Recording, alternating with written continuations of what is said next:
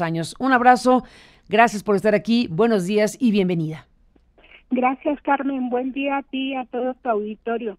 Pues en efecto, muy bien has enmarcado la situación que ha permitido que las organizaciones criminales sigan operando en México, a pesar de que se han llevado juicios en Estados Unidos, y este es el caso de lo que yo denominaría la imbricación de los Zetas en la industria petrolera, que es tan importante poner el foco aquí como el que este negocio se convirtió en uno de los más rentables, dicho por gente de esta organización criminal, incluso más rentable que el propio negocio de las drogas.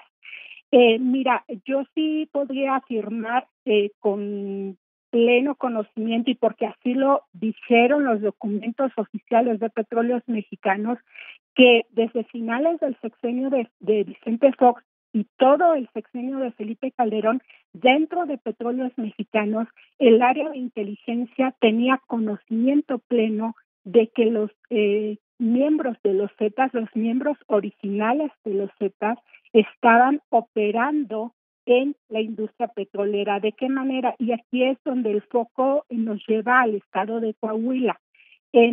Para la investigación del cártel negro, yo tuve acceso a esos expedientes internos de Pemex, donde los militares y exmilitares que formaban parte de la gerencia de servicios de seguridad física de Petróleos Mexicanos registraron en sus reportes diarios que ellos presentaban, que es por el protocolo que deben hacer, que en sus recorridos en el estado de Coahuila habían detectado presencia de gente de los Zetas que habían conversado incluso con ellos. Hay que recordar que los Zetas eran exmilitares en el activo, es decir, algunos hasta se conocían con la gente que custodiaba las instalaciones de Petróleos Mexicanos y les ofrecían, había ofrecimientos económicos para que la gente de Pemex, estos militares encargados de la seguridad interna, los dejaran operar. Hay un episodio que yo recupero en el libro y que parte de estos documentos internos, donde se narra cómo desde un municipio que está en Coahuila, ellos están narrando que habían llevado caidiles para que alinearan a los ordeñadores, a los tapiñeros y a los huachicoleros.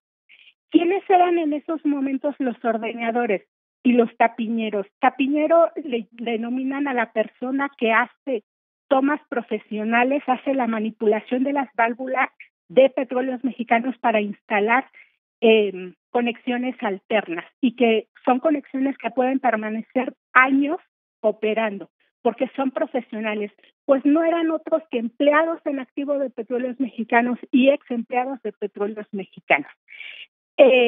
Los Zetas le comentan a los militares que llevaron ya caidiles para que alinee a esos ordeñadores. ¿Y a qué se referían?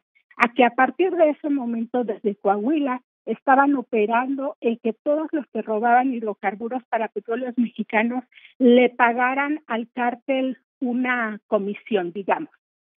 Es muy elocuente este tema, y yo pude confirmar que en efecto había caidiles operando en Coahuila en esos años, porque viajé al Centro de Operaciones Estratégicas Caidil en el Petén de Guatemala y pude hablar con los jefes de la escuela Caidil, quienes confirmaron este hecho. Y ellos decían como desde un municipio de Guatemala llegaban ahí los Zetas a reclutar a sus militares en activo para traérselos a México y llevarlos o a Coahuila, en el municipio de San Pedro de las Colonias, o a Nuevo León, donde operaban en un rancho de entrenamiento en el municipio de China. Todo esto, Carmen, se supo en la vigencia del país. Hay que recordar que Petróleos Mexicanos, sus instalaciones son consideradas de seguridad nacional. ¿Qué es lo que ocurrió? Se ocultó esa información y, como bien comentas, fue una batalla periodística para poder tener acceso a ese tipo de información.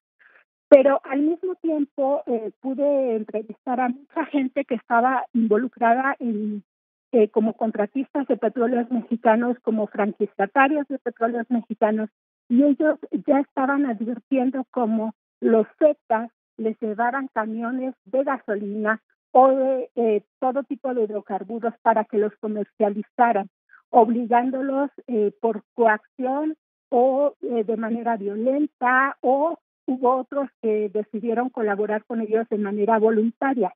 Fue creciendo este problema hasta que encontramos casos de empresarios involucrados directamente en sociedades empresariales con los Zetas, como Francisco Colorado, o tenemos casos como también una red de franquicias gasolineras en el estado de Coahuila, que tú recordarás el nombre de Manuel Muñoz, alias el Mono Muñoz, o el ingeniero, que era uno de los franquiciatarios de gasolina más importantes de toda la comarca lagunera. Él estaba basado en Coahuila y desde ahí operaba toda una red de gasolineras que desde el sexenio de Vicente Fox se había advertido que eran gasolineras que dejaron de comprarle a Petróleos Mexicanos, pero seguían operando. ¿Qué significaba esto? Que estaban vendiendo refinados robados. Este fue uno de los primeros empresarios en Coahuila que hizo sociedad con los Zetas, y bueno, este es uno de esos casos que, como tú comentas, se dio un giro judicial en su caso, pero en Estados Unidos. Es decir, a pesar de que dentro de Petróleos Mexicanos y a pesar de que todas las áreas de seguridad nacional en este país tenían conocimiento de este crecimiento de la presencia de operación de los Zetas en toda la industria petrolera, se les dejó operar. Creo que en un doble discurso con esta llamada guerra contra las drogas, porque se estaba advirtiendo que esta era una de las principales vías de generar recursos. En el caso de Mono Muñoz o Manuel Muñoz, empresario de Coahuila muy poderoso, es uno de esos casos tipo de lo que ocurrió en Petróleos Mexicanos. Él, antes de hacer sociedad con los Zetas, tenía grupos de personas que ordeñaban instalaciones de Petróleos Mexicanos para que él vendiera estos productos robados en las gasolineras que oficialmente Pemex le había autorizado. Otra parte de esa mercancía se llevaba de contrabando hacia Estados Unidos porque tenía permisos de transporte en la frontera. Y aquí es también donde se abre otra beta de operación de los Zetas en la comarca lagunera, desde Coahuila operándose, que era la sustracción de condensado de gas en toda la cuenca de Burgos, que abarca Coahuila, Nuevo León y Tamaulipas, para su transporte vía marítima hacia Puerto Isabel en Texas, o vía terrestre por la frontera norte para ser comercializado en toda la Unión Americana. Pues Ana Lilia Pérez, esto digamos ilustra muy claramente el tipo de imbricación criminal directamente pues en al interior de esta empresa con estas prácticas, y el conocimiento que se ha tenido, por decirlo suave, ¿no? El conocimiento que se ha tenido de la propia instancia pública de todo esto que estás narrando, porque esto que tú cuentas no es que se te ocurrió, es que está precisamente como parte de las informaciones a las que tuviste acceso y que forman parte de los reportes que al interior de Pemex se entregan de manera pues confidencial, digámoslo así, que dejan de serlo cuando tú logras convencer al INAI, y el INAI da esta batalla también contigo para que entonces esta institución entregue un volumen importante de información. Es decir, el Estado, el gobierno tiene información tan precisa como la que los informes internos de Pemex a los que tuviste acceso dice. En efecto, todo esto que he narrado, parte de esos propios documentos internos que están ahí todavía, Carmen, dentro de Petróleos Mexicanos, son expedientes que ellos clasifican como reservados, y también tuve acceso a una serie de auditorías que estaban haciendo los contralores internos. Por ejemplo, en el caso de las gasolineras, ellos saben exactamente qué gasolineras están vendiendo robado, saben exactamente a quién pertenecen esas gasolineras. Sin embargo, sistemáticamente se les deja operar, y esto ocurre no solo con el grupo de los Zetas. Las franquicias gasolineras son uno de los principales focos que tradicionalmente se usan para lavado de dinero. A pesar de que del otro lado de la frontera, es decir, el gobierno de Estados Unidos identifica empresas gasolineras que operan en México y que están vinculadas a una organización criminal, tenemos esas gasolineras que siguen operando en México. No se hace nada. Aquí hay una complicidad o por colusión de los funcionarios o servidores públicos que están participando o por omisión. Hay que recordar que la autoridad también tiene responsabilidad por omisión. En el caso de Petróleos Mexicanos, creo que se dejó desbordar esta presencia criminal. Si tú recuerdas, porque tú hiciste el prólogo de este libro y compartí contigo toda estas peripecias para tener información, porque oficialmente no se quería reconocer que estaban los criminales operando en esta industria. Sin embargo, ya era toda una mecánica de operación que nos llevaba a modalidades también de lavado como el de Francisco Colorado. Esta es otra modalidad. ¿Quién era Francisco Colorado? Francisco Colorado era dueño de una empresa de papel, una empresa que se hizo únicamente para sacar recursos, una empresa fantasma, ADT Petroservicios, que se hizo exproceso para recibir un contrato de biorremediación en un derrame que hubo en el río Nanchital. Esta fue una adjudicación directa de más de 400 millones de pesos que se le dio a varias empresas. Al final, esas empresas presentaron facturas falsas que Pemex les pagó, presentaron estimaciones falsas que Pemex validó, y esas empresas, a partir de esos recursos, siguen recibiendo contratos de obra que nunca se hizo. Francisco Colorado, vinculado por el parentesco con su hermano a grupos políticos, su hermano es notario en Veracruz y fue candidato del PAN a elecciones locales. Francisco Colorado era un empresario sin empresa o con una empresa de papel que organizaba estos desfiles de caballos, muy afecta a los caballos, donde pues el hecho de que el gobernador Fidel Herrera en su momento acudiera a estas cabalgatas nos es muy ilustrativo, ¿no? No sé, es ilustrativo del poder, por lo menos económico, o la influencia política que tendría Francisco Colorado. Es decir, en su historial encontramos primero que se crea una empresa de papel que defraudó a Petróleos Mexicanos y que después se empieza a vincular con los Zetas en lavado de dinero. ¿En qué termina Francisco Colorado? En la propiedad de más de 400 caballos pura sangre, ejemplares hasta de $1 millón, con ranchos en México, en Estados Unidos, y lavando dinero. En una investigación que también se tuvo que hacer del otro lado de la frontera, y ADT Petroservicios oficialmente ni siquiera fue inhabilitada. Pues tocas un tema, Ana Lilia Pérez, muy importante. En su momento, déjame sumar también a los elementos que estás comentando y que ya referimos antes, de la gran cantidad de información que existe ya para efectos precisamente de procesamientos judiciales. Ha habido, en el caso de procesamientos judiciales en Estados Unidos, estos juicios en contra particularmente de los Zetas, los que están referidos, por ejemplo, en el informe de Ariel Dulitsky y de la Universidad de Texas. Pero bueno, por ejemplo, hablando de los caballos y de los Zetas, estábamos aquí revisando, ubicando una investigación que se presentó en este portal de noticias nuestro. Un trabajo que hizo nuestra unidad de investigaciones especiales, varios trabajos en este sentido, pero hay uno que se llama Los caballos de los Zetas y su lavado de dinero. Déjame recordar cómo José Treviño apareció en los registros oficiales y públicos como el dueño de Tempting Dash. Tempting Dash, un caballo campeón catalogado como una leyenda. Los rastros, a ver si lo ubicamos por ahí, Livier. Se llama el reportaje Los caballos de los Zetas y su lavado de dinero.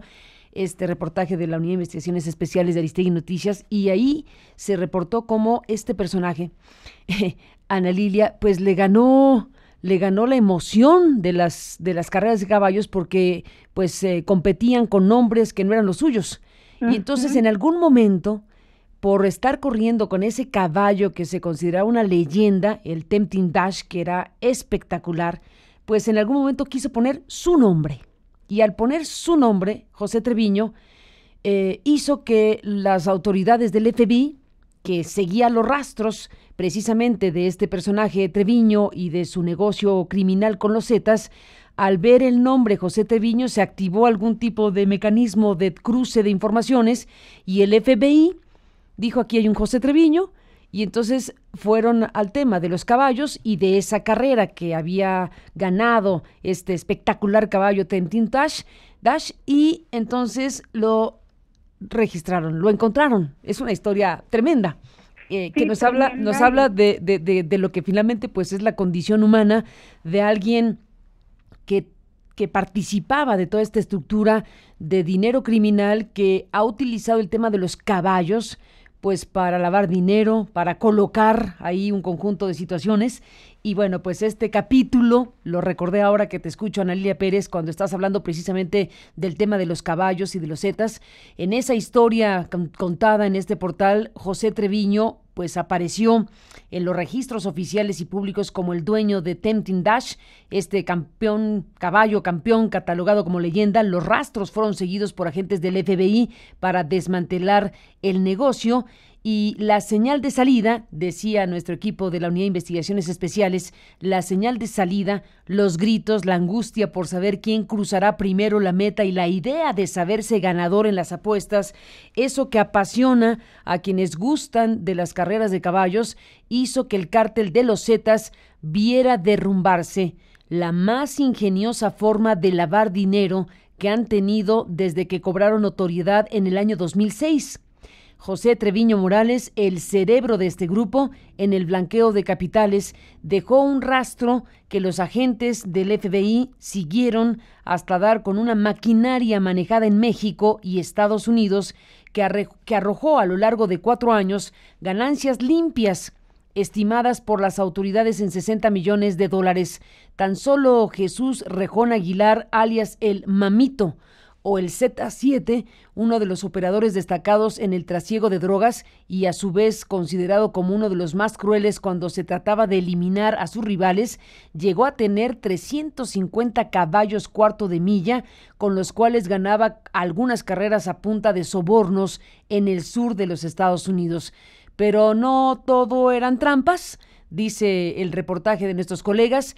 El desmantelamiento inició cuando José Treviño apareció en los registros oficiales y públicos como el dueño de Tempting Dash, este caballo campeón, catalogado como leyenda, decíamos. Este caballo tuvo su propio canal de televisión en internet llamado Tempting Dash.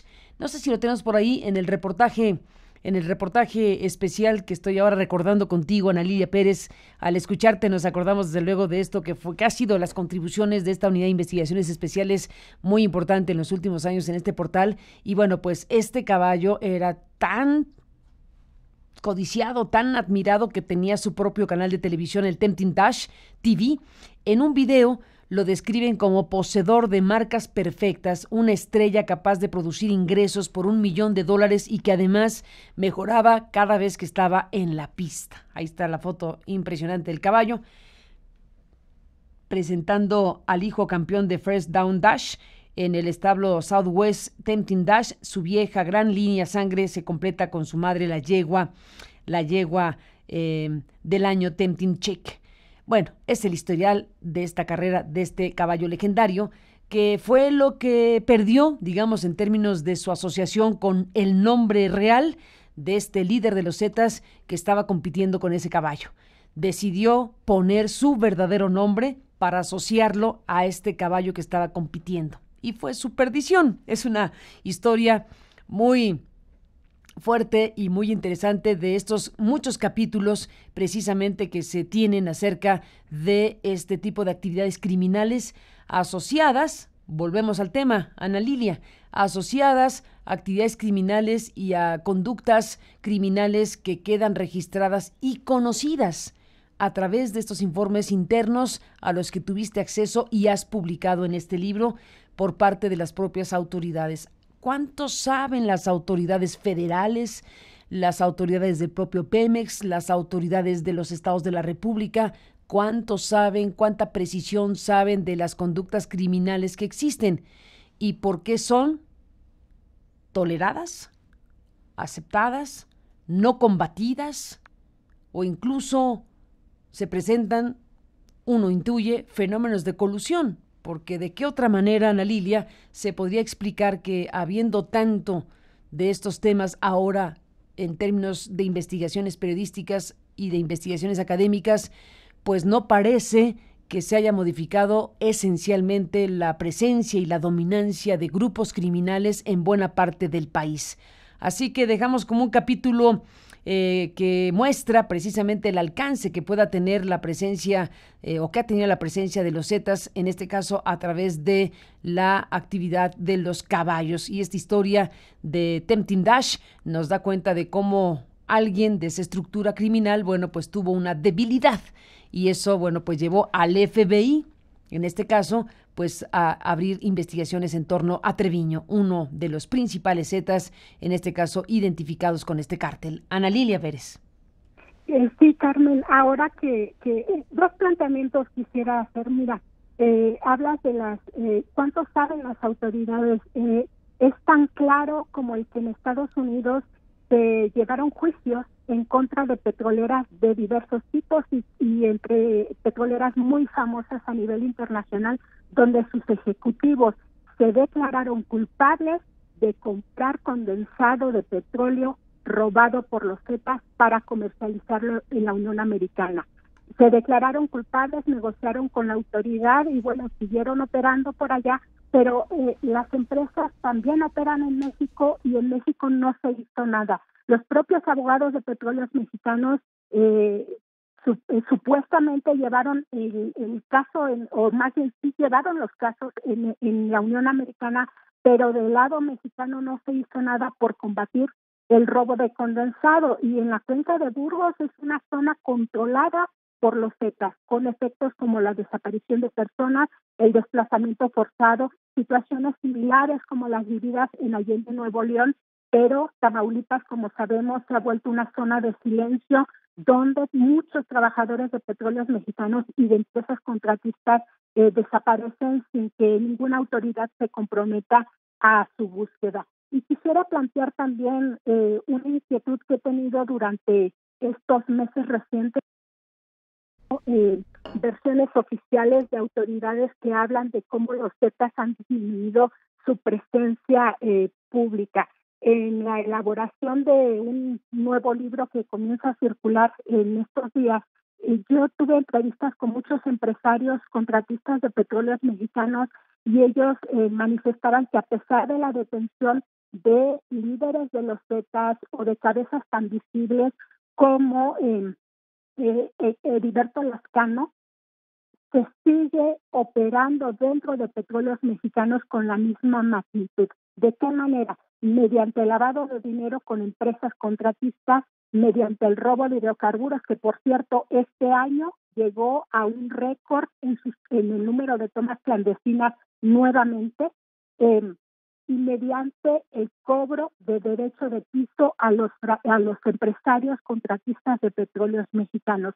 ¿Qué es lo que ha ocurrido? Son delitos cada vez más silenciosos, porque a los empresarios, a los contratistas de Pemex les queda claro, o así lo manifiestan ellos, que no hay autoridad en México capaz de respaldarlos o de garantizar su seguridad. El dueño de gasolineras diversas en Nuevo León, por ejemplo, me decía, a mi socio le levantaron un hijo, yo me mandan una pipa y sé que tengo que vender esa gasolina. A otros les aventaron granadazos. Ahora nadie les dice que no. Entonces, en esta negativa de nuevo a reconocer que los Zetas siguen operando como la principal organización criminal dentro de la industria petrolera, radica también el que no se combata realmente como no se ha hecho. Tenemos casos aislados, digamos exitosos, que se han juzgado en la Unión Americana, pero en México sus empresas siguen operando, ellos siguen teniendo recursos en una de las vías principales mediante el cobro de derecho de piso, lo mismo a empresarios legales, formales, que a los huachicoleros. Es decir, aquella estrategia que en el año 2006 se puso en marcha desde San Pedro de las Colonias, Coahuila, en un tiempo en que la organización criminal operó libremente en todo el estado, sigue funcionando, Carmen. Pues Ana Lilia Pérez, esto que nos dices es importantísimo y desde luego pues hay que seguir de cerca todo esto porque al final de cuentas lo que esperaríamos es que, como yo dije hace rato, con todas estas informaciones que se han publicado, con lo que escribiste en Cartelero, con lo que viene en el nuevo libro, con lo que hay en todos lados, no en todos lados, por cierto, no en todos lados, en los lados donde se reportan estos temas ampliamente, bueno, pues lo que esperaríamos es realmente una acción firme de ese Estado mexicano del cual se duda ya de su existencia si nos atenemos a análisis tan profundos y críticos como los del doctor Lorenzo Meyer, que bueno, cuando habla de estos temas, él se pregunta si realmente tenemos lo que se debe entender claramente como un Estado existente y funcionando. Y bueno, pues ese es precisamente el tema o los temas que tenemos que poner a la mesa en el debate público. Ana Lilia Pérez, dime cómo se llama tu nuevo libro porque no dijiste su título. Se llama Pemex, vida y asesinato de la principal empresa de este país. ¿Pemex qué? RIP. RIP, Pemex o sea, muerto. Pemex murió. Así es. Y narra desde los casos históricos, Carmen, de latrocinio en petróleos mexicanos y a propósito de ahora los papeles del paraíso. El libro despliega toda la estructura que utiliza Petróleos Mexicanos para operar con 60 empresas privadas desde diversos paraísos fiscales. Y un mapa también incluimos para mayor ilustración. A ver, Ana Lilia, la empresa Petróleos Mexicanos hace operaciones en paraísos fiscales, dijiste, junto con una red de empresas. A ver, va de nuevo, perdón, va de nuevo. Sí, Carmen, mira, en la transición entre el gobierno de Miguel de la Madrid y de Carlos Salinas de Gortari, en Petróleos Mexicanos oficialmente se ideó una reestructura corporativa de la petrolera. Es cuando Petróleos Mexicanos se divide en subsidiarias. Esa era la reestructura formal, pero paralelamente se comenzó a abrir empresas privadas, y aquí hay que subrayar el carácter de privado, en un momento en que oficialmente Petróleos Mexicanos todavía era paraestatal. Hay que recordar que Enrique Peña Nieto la convierte en la llamada empresa productiva del Estado. En aquellos años 90, durante todos los años 90 y hasta, por lo menos hasta la administración de Emilio Lozoya, se crearon un poco más de 70 empresas privadas de Petróleos Mexicanos en paraísos fiscales. ¿Qué significa? Que en esencia, y atendiéndonos a eso de que Pemex es de todos los mexicanos estamos operando a través de Pemex en paraísos fiscales como Bermuda, como en varias regiones de las Antillas holandesas. El libro comenta toda esta estructura, cómo se fueron creando estas empresas, y hay algo muy curioso. Muchas de estas empresas se llevó dinero a esos paraísos de la situación política mexicana. Por ejemplo, al día siguiente del proceso electoral, donde se anuncia como ganadora Carlos Salinas de Gortari, se lleva dinero a un paraíso fiscal para abrir una empresa privada de Pemex. En aquel entorno donde el país vivía la conmoción por el asesinato del obispo, se me fue Posadas Ocampo, se lleva más dinero a otros paraísos fiscales para abrir otras empresas. En un momento en que se registró una pelea récord entre Julio César Chávez y un boxeador estadounidense, se lleva más dinero para abrir otras empresas, de tal suerte que son más de 70 empresas. Solo en la administración de Emilio Lozoya se crearon casi la mitad de estas empresas. En esos escasos 3 años se crearon muchas empresas. ¿Y con qué finalidad, Carmen?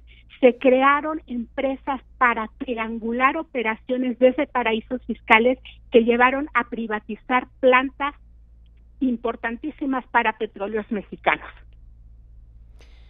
Ana Lilia Pérez, esto que nos estás diciendo es una bomba, desde luego, en el marco de cosas que estamos viendo en estos momentos con una investigación abierta en la Procuraduría General de la República respecto al tema Odebrecht, que no sabemos hasta dónde va a llegar, con un fiscal al que destituyen y luego ya no lo salva nadie.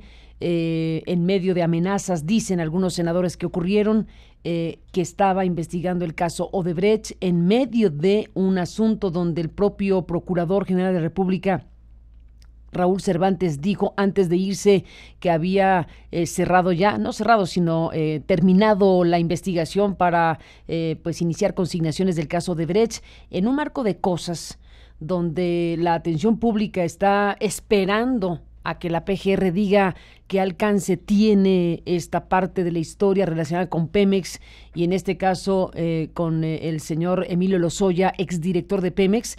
Esto que tú estás diciendo ahora, que aporta tu nuevo libro Pemex RIP, es sumamente grave, porque lo que tú estás diciendo viene acompañado de qué tipo de documentos y qué tipo de información para soportar lo que nos estás aquí planteando esta mañana, Ana Lilia. Cuéntanos. Bueno, es documentación que tiene, creo que más de una década, Carmen, de investigación periodística, y ahora que tocas el tema Odebrecht, te diré que este es un capítulo del libro al que yo llamo la era Odebrecht, la era de los sobornos. ¿Y por qué, Carmen? El asunto Odebrecht es solamente dentro de todo un modus operandi que ha funcionado en Petróleos Mexicanos desde hace 2 décadas por lo menos, y a la que se suma este nuevo capítulo de Odebrecht. ¿Qué quiero decir? Mira, había el mismo modus operandi de esta empresa brasileña que además no llega a México cuando se ha dicho en la época de Felipe Calderón, sino desde Carlos Salinas de Gortari, es cuando ellos tienen su primer contrato de obra y es para una obra en Sinaloa. Esta empresa, lo que demuestra este libro es cómo desde el gobierno de Vicente Fox, por lo menos, se fue priorizando con subejercicios, con desvío de recursos, el proyecto estelar que la misma empresa Odebrecht anuncia como la joya de su corona. ¿Qué quiero decir? Los contratos que tuvo Odebrecht con Petróleos Mexicanos, si bien son muy cuantiosos, si bien hubo sobreprecios, si bien fueron contratos que no fueron debidamente cuidados durante su ejecución, y ahora ya la propia Auditoría Superior de la Federación nos ha dicho que se pagaron con sobreprecios, esto digamos que son para Odebrecht propinas, Carmen. ¿Por qué? Odebrecht tiene en México, en Veracruz, el que considera ese consorcio mundial que opera en todo el mundo, tiene en Veracruz su principal negocio. Y es esta planta que tiene la empresa Braskem en sociedad con la mexicana IDESA, dicho por ellos mismos. ¿Qué es lo que ocurrió? Desde el sexenio de Vicente Fox se fue paralizando la producción propia del área de petroquímica, porque desde entonces en el ámbito internacional se decía que este siglo XXI era la era de la petroquímica, lo que iba a tener más valor era la petroquímica. México tuvo en los años 70 una industria petroquímica que la colocó como la número 1 del mundo. ¿Qué pasa? Vicente Fox llega con un proyecto que se llamó Proyecto Fénix, que se anunciaba como el renacer de la petroquímica mexicana. Y entre Vicente Fox y Felipe Calderón compartieron un mismo director en Pemex Petroquímica. ¿Qué pasa? Que supuestamente este proyecto lo llevaría a Petróleos Mexicanos, pero al poco tiempo comienza a ese presupuesto que se recibía para petroquímica, se empieza a priorizar, le llaman ellos el proyecto que cambió de Fénix a etileno 21. Y esto está comprobado en documentos internos de Petróleos Mexicanos que se citan en el libro nuevo y que se incluyen en el libro, donde se ve como hubo un subejercicio premeditado para que al final de la historia la empresa brasileña se quedara con este negocio que, repito, ellos anuncian como la joya de su corona de todos sus negocios globales. Entonces, Está el tema, sin duda, que se debe investigar de estas irregularidades en sus contrataciones. Está el tema de estos supuestos sobornos que habrían tenido tintes políticos o con finalidades electorales hasta donde se ha planteado, pero también se debe investigar el quiénes son los responsables de ponerle en bandeja de plata a esta empresa un negocio que ahora mismo, Carmen, podría ser el más rentable para Petróleos Mexicanos, el más rentable dicho por especialistas. Entonces, es un proyecto que tuvo Odebrecht a largo plazo. Es decir, cuando si ellos apostaron o acompañaron esta campaña de Enrique Peña Nieto, como han dicho, es porque ya antes habían hecho negocios, ya tenían claridad de que sus principales negocios estaban en México y no querían perderlos, porque ya lo habían hecho durante el gobierno de Felipe Calderón, donde se les dieron todas las facilidades para que al final pudieran tener este negocio que es la joya o pudo ser también la joya de la corona de nuestra industria petrolera. Entonces yo incluyo este capítulo que se llama así, la era Odebrecht, sobornos millonarios, porque hablo de todo un modus operandi que ha establecido en Petróleos Mexicanos, donde consorcios internacionales de mucho renombre han usado esta misma modalidad de sobornos reconocidos ante autoridades estadounidenses también, y sin embargo, igual que ocurre con Odebrecht, a pesar de que se reconoce que hay sobornos, se les deja seguir operando en la industria petrolera.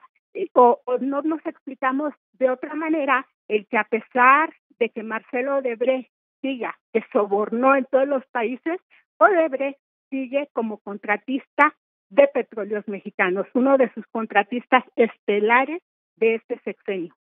¿Y no dijeron, Ana Lilia Pérez, hace algunos días que ya no tenía nada que ver con Odebrecht, el gobierno mexicano, Pemex?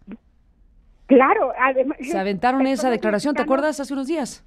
Sí, pero ahí están los contratos. En ningún contrato hubo rescisión de contrato, Carmen.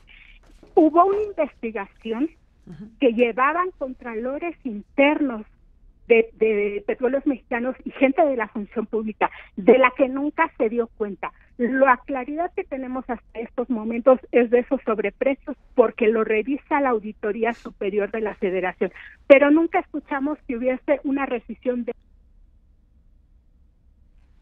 Una rescisión, Ana Lilia, se cortó tu frase, pero estaba casi completa. Una rescisión de los contratos de Odebrecht. La cierro yo, que estabas en esa lógica.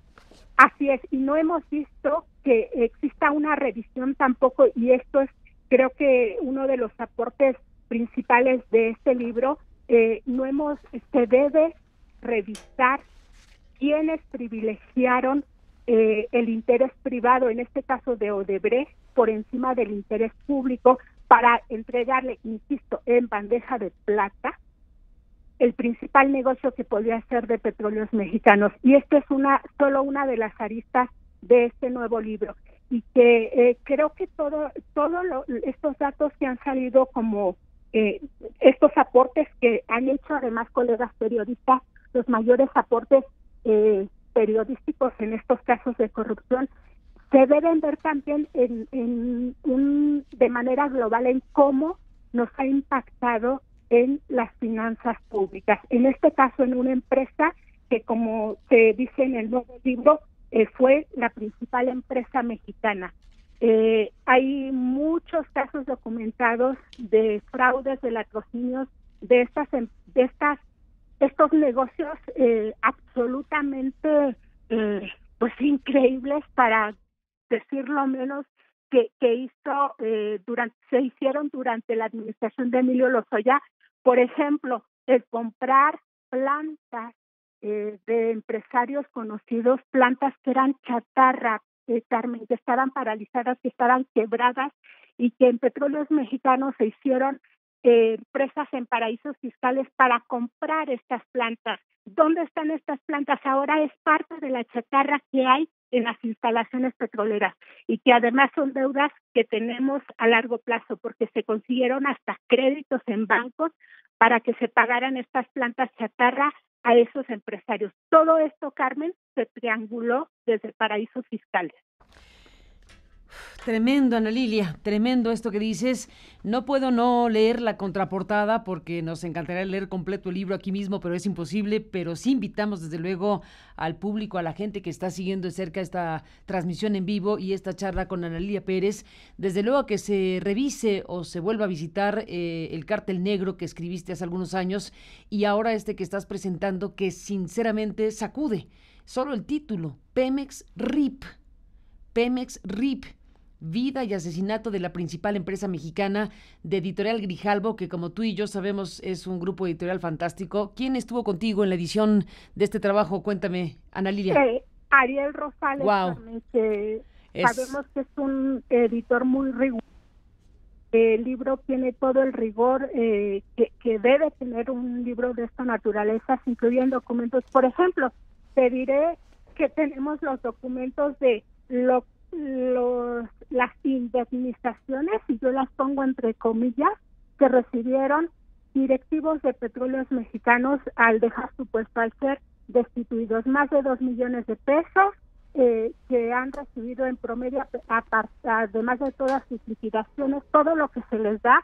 No importa si el director fue negligente, no importa su desempeño, no importa si endeudó a Pemex, si no la llevó adelante, se les dan millonarias indemnizaciones, le llaman ellos. O tenemos casos tan escandalosos como las nuevas empresas que tiene el llamado director del Pemex Gate, que es ahora mismo beneficiario de la reforma energética de Enrique Peña Nieto, con su propia petrolera y con sus propios contratos para la industria, después de aquel escandaloso pasaje en la vida de Petróleos Mexicanos que todos conocemos como el Pemex Gate. ¿Pero a quién te refieres ahí? A Rogelio Montemayor, Carmen. Exdirector de Pemex, ¿es hoy beneficiario de esta privatización de Pemex? Es contratista de Petróleos Mexicanos. Él creó una de las compañías que están ahora mismo con contratos otorgados por la Comisión Nacional de Hidrocarburos para operar una región de gas precisamente en la región norte del país, coahuilense, por cierto, y quien durante su fue gobernador.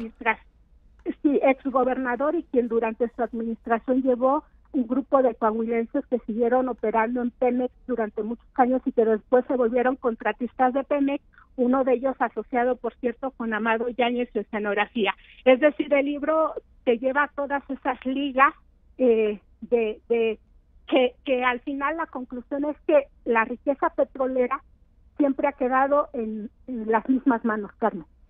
Ana Lilia Pérez, bueno, este es un conjunto de informaciones muy potentes, muy fuertes y un planteamiento esencial que es: han matado a Pemex, en pocas palabras. Déjame cerrar la charla leyendo esta contraportada del libro que empieza a circular en estos días, Pemex RIP, vida y asesinato de la principal empresa mexicana, de Grijalbo, con esta tarea editorial de, efectivamente coincido contigo, el espléndido editor Ariel Rosales.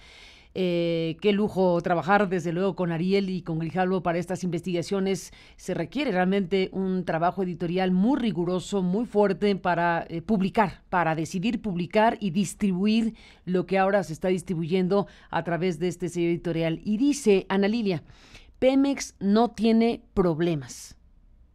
A Pemex la metieron en problemas. Pemex no atraviesa una crisis.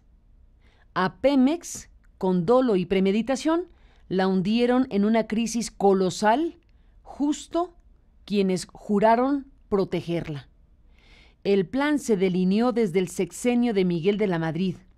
El proyecto neoliberal clamaba por privatizaciones y Pemex se convirtió en el objetivo más suculento. Hoy, 5 sexenios después y merced a la reforma energética peñanietista, la desmembración total de Petróleos Mexicanos está por finalizar. En esta magna obra, producto de lustros y lustros de investigación, Ana Lilia Pérez documenta y detalla dicha estrategia que hasta hoy había sonado a mito.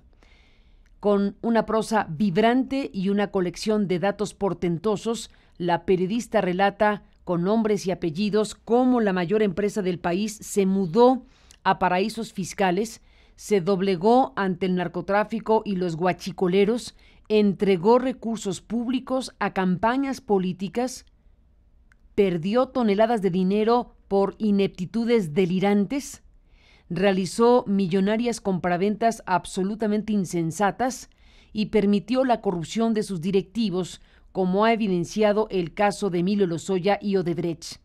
La obra, sin embargo, encuentra que aún hay posibilidad de salvar a Pemex.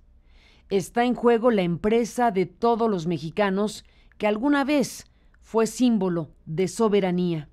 De no hacerlo, se encuentra en riesgo la viabilidad misma del país y el futuro de millones de personas. Es el texto, Ana Lilia, que Editorial Grijalbo publica como contraportada de tu libro, este libro, Vida y asesinato de la principal empresa mexicana de Grijalbo, titulado Pemex RIP, y que está circulando en estos días. Pues es una investigación, tal como lo dice aquí, con documentos portentosos y que desde luego estamos obligados a revisar, porque aquí está lo que tendría que traducirse en acciones mayores del propio Estado mexicano, que con una tarea periodística de este alcance, pues dota de informaciones muy, muy poderosas a lo que tendría que convertirse en procesos judiciales abiertos en este país. Es, Ana Lilia, un gusto enorme platicar siempre contigo. No perdamos la comunicación. Te mando un fuerte abrazo. Felicidades y gracias por esta investigación y este libro que está ya a la luz y circulando. Al contrario, Carmen, es un honor para mí poder compartir esta información contigo y con toda.